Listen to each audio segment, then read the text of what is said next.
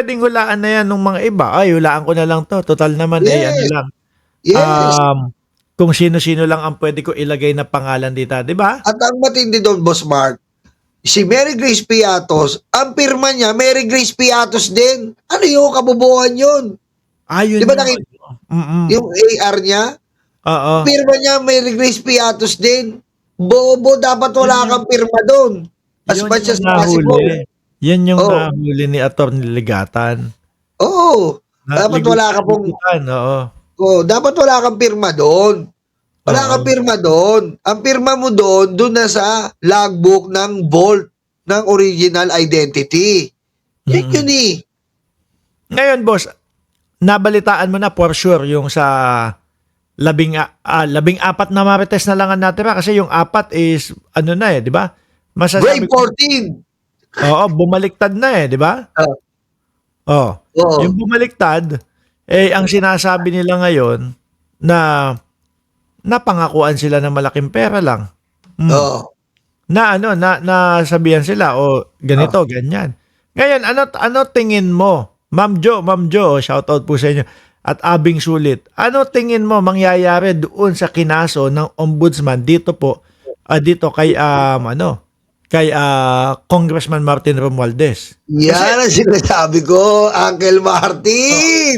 Yan ang sinasabi ko. kasi 'di Alam ba mo, ano, oh, kasi 'di ba, ang pinaghugutan ng ombudsman ay yung mga marites, yung 18 oo, marites. oo, oo. Eh, paano yan ngayon tapos 4 yung nagsasabi na hindi totoo, Oo. yung ano, yung mga sinasabi nila dun. Yan, wala. Yan ang sinasabi ko nga sa inyo na mahirap tindigan ang mga sinasabi nitong noon pa man 18 kargador. Kasi Aha, nga, meron talagang nagmamanipula o may nagmamando dyan simula't sa una pa. Yan ay director's cut, ika nga, Boss Mark, sa isang mm, pelikula. Isa yan director's cut na matinding-matinding pinondohan, matinding-patinding ginanapan para pabagsakin ang administrasyon ni Bongbong Marcos at ang mga nasa paligid niya. At yun na nga po ang nangyari. Sa isang pelikula po, kapag nawala po ang direktor, yari ang pelikula. Kapag wala pong script writer, pilay ah, ang pelikula. Yan po ang nangyari sa mga main character. Kahit si John Lloyd ba naman yan, kahit si Bea Alonso yan, kung walang director, walang script writer, nga. Di ba, Boss Mark? oo, wala na din, 'no? Mm. Pero ano, yung 14 nakatindig pa din daw sila. Tapos Eh, eto napansin ko, may mga nagsabi na, "Eh, bakit gano'n yung mga bumaliktad nagtatakip ng muka?" ah, Eh, tapos yung mga 14 nakalabas pa din yung mukha. Eh, kanina nakita ko, ah, nagpapaliwanag yung ano, yung, 4. Wala ah. na ding ano, eh, wala na din tinatakip sa mukha. Alam mo, kasi Boss Mark, tayong mga advanced ang intellectual level, nauunawaan natin yan eh, di ba? Ah, ah. Pero sa mga DDS, bobo sila eh. Puro ad hominem, puro kung ano lang nakikita ng kanilang mga mata, yun doon na sila nag-uusga. Kapag baharap ka po sa mga ganyang bagay na retraction, ang importante po dyan, may dokumento. At wala tayong pakialam kahit nagpa-plastic surgery yung pumuha na ng mga nila yan. Basta nakapirma sila sa dokumento ng retraction, certified na, at natatakan yon, yun ang importante yan, mga tanga. Huwag niyo silang pakialaman kung nakatakip sila. Di ba, Boss Mark? Sabagay, ayan, hindi, pinagbigyan na din sila. Oh. Eh Kumbaga ngayon, kasi tignan mo, ano, naka-alis, di ba? Oh. nakalabas na. Kumbaga, ang dami niyong reklamo, "Di tanggalin ko na ito para makita ninyo Yes. kung ano na issue." 'Di ang Yes. dami Di kasing ba? ano ng mga DDS. Biruin mo, ang pinapaniwalaan na lang nila, eh, yung mga katangahan at mga katarantaduhan na lang nitong mga ito. Ang dami, True. ilang beses ng puro kung ano-ano yung mga pinagsasabi niyan, 'di ba? Oo. Eh, siguro ang iniisip is wala na tayong choice kundi nandito na tayo, nalubog na tayo, eh, Oo. 'no?